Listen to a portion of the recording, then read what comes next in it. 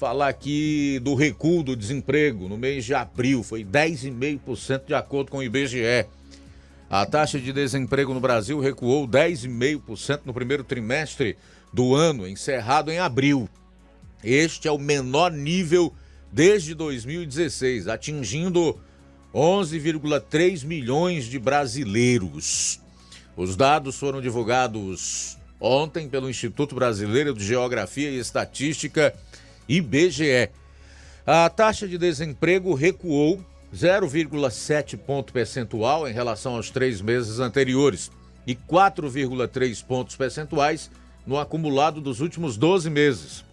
Trata-se da menor taxa de desocupação para um trimestre encerrado em abril desde 2015, quando foi de 8,1%, além de ser a leitura mais baixa desde os 10,3% registrados nos 3 meses encerrados em fevereiro de 2016, indicando que o mercado de trabalho segue em trajetória de recuperação, apesar dos impactos da inflação na renda. Os dados compõem a Pesquisa Nacional por Amostra de Domicílios Contínua, PNAD. No levantamento anterior, referente ao primeiro trimestre, a taxa de desemprego estava em 11,1%, atingindo 11.949.000 pessoas. A quantidade de trabalhadores com carteira de trabalho assinada somaram 35.200.000, o que representa avanço de 2%. Mais 690.000 pessoas, se comparado ao trimestre anterior, e 11,6%, mais 3,7 milhões na comparação dos últimos 12 meses. O número de trabalhadores por conta própria soma um total de 25 milhões e meio de pessoas e manteve-se estável frente aos 3 meses anteriores. Abro aspas.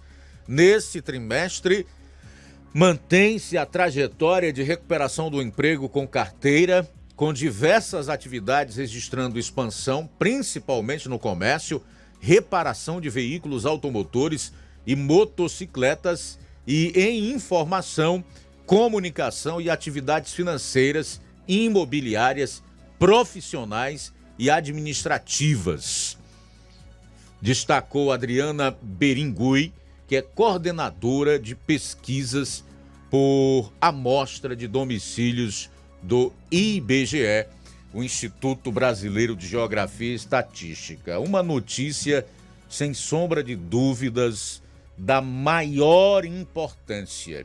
E o que a gente estranha é o porquê disso aqui realmente não ser explorado pela nossa mídia, celebrado pela nossa classe política, independentemente de ser oposição ao governo e pela própria população.